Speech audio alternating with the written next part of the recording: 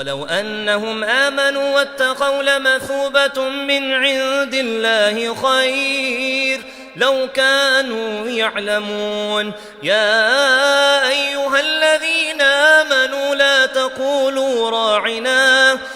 تقولوا راعنا وقولوا انظرنا واسمعوا وللكافرين عذاب أليم.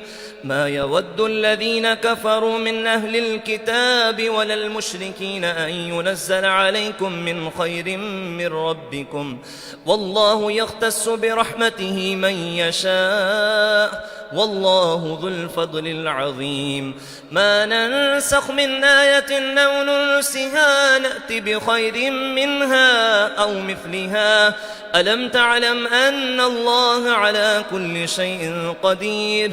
ألم تعلم أن الله له ملك السماوات والأرض وما لكم من دون الله من ولي ولا نصير. أم تريدون أن تسألوا رسولكم كما سئل موسى من قبل ومن يتبدل الكفر بالإيمان فقد ضل سواء السبيل.